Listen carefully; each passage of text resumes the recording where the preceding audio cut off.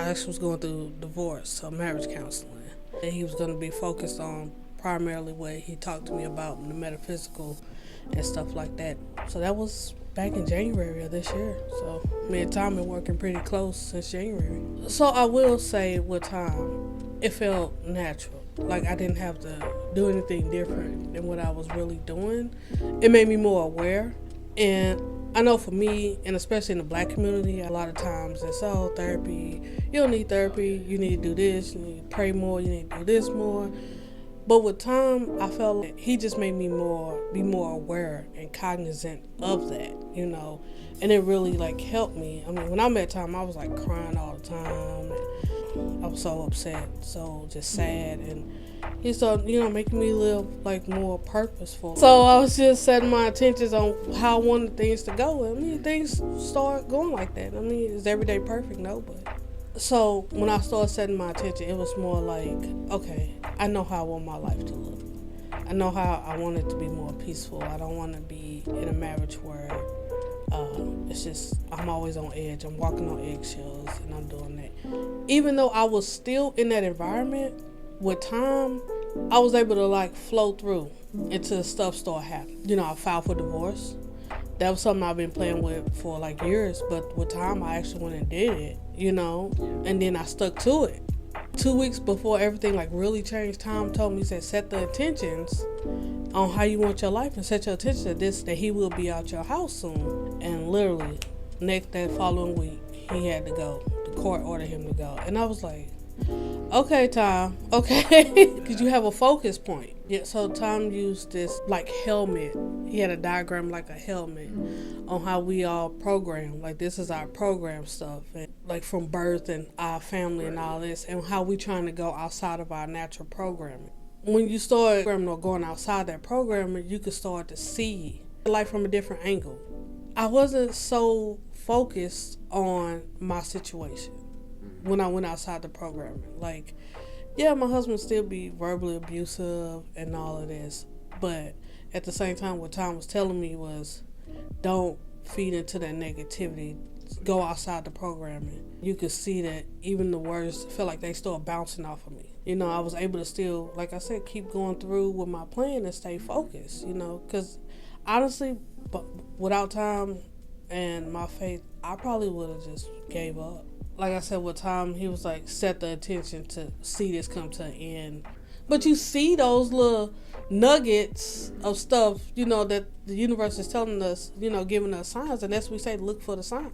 So I started seeing Tom actually on New Year's Day. It was funny because I picked Tom because I was like, okay, it's a white man.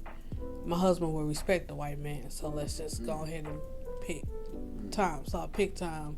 And I don't think it was no coincidence that I happened to pick Tom. No. January 1.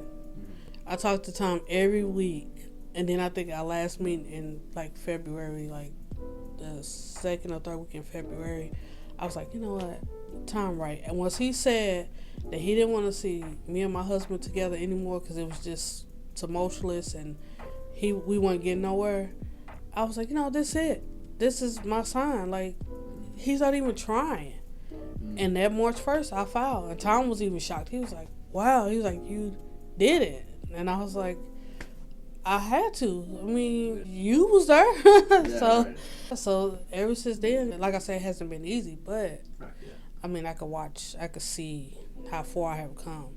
And honestly, you should have did this interview with my mom, because she praises Tom all the time about how she sees so much of a difference in me, how I'm not so sad or depressed, and how I'm not crying all the time. You should really y'all should interview her. Yeah. So one of my downfalls is trying to please everybody, trying to be there for everybody. Yeah.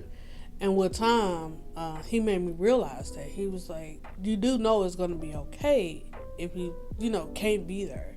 You can't, if you're not the savior of your family. Because I had, start telling people no. I mean, it's not because I don't love you or I don't want to. It's because I have to protect me. I don't want to because I want to rest, or I just don't want to. I don't have to really give a reason, I have noticed I have been more boisterous when a lot of times I'm more just reserved and timid and keep stuff to myself. But when stuff bothers me, I learn to speak up about it instead of letting it stay in. And I think I would never have done that if I ever met Tom and try to talk it all out and get it out. Have an open mind. any biases or preconceived notions you have, you gotta let that go. I mean, this is coming from somebody that attends church regularly. You know what I mean? And for somebody like me to incorporate that with my spirituality, you just have to have an open mind because they all connected. And if people so close-minded, if you close-minded, it's not going to work. You have to give it a try, and you have to do the work. Like, take notes, Just try it. I mean, what can you not do? You can be your old self, or you could take a chance to be a new person. That's a good thing that he does. He centers everything so you could start to remove things and get new things coming in. Because you can't get something new if you don't take something out. I don't care if you've seen a therapist before, because I have seen a therapist before a time. You gotta let all that go. All that. Yeah. So just, you an open book, a blank canvas, however you want to say it. That's what you are when you go see Tom. Absolutely. And just, you could paint your own picture of yourself. Yes. You have to put effort. Like, you can't just go in there and think this is going to be like on TV, or you finna lay on somebody's couch and tell them all your problems and they finna tell you to say or draw a picture or do something like that. Because that's not what Tom's going to do. He's going to make you dig deep. He's going to make you look at your role in this thing called life and the problems that you have. Not problems, but the situations that you have. And once you're able to look at your role, and it's not a pretty picture, when you see how you play the role in, the things that's happening. But once you see it, you can move on. So when you do that, you're like, I did do that. Why am I going down memory dark lane? But on the other side, you come out a new person, and you come out more enlightened. I think it's because Tom approaches each one of his clients also as an open book. He doesn't have any preconceived notions about us, or he doesn't come up with a game plan. I think that's what's different about him. You know how you got most therapy, they already know, she got clinical depression, so we're going to start with this. Yeah. Try to write out.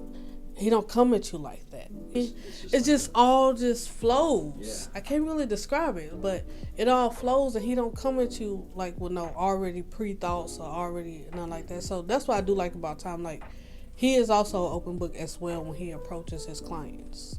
Yeah, I mean, I have tried. But once again, it's the people that they got to get over their own hurdle. Because in this day and age, that's the thing to do now. Right. You know what I mean? But once again, people are going to therapy to hear good things and but they don't want to hear the truth about themselves or do the work to work on themselves. Right. And like I said, that's what Tom. But yes, I would totally recommend. I mean, if you really want to do the work, if you really want some help, and you really want to do what you need to do and see a better you, I would recommend Tom.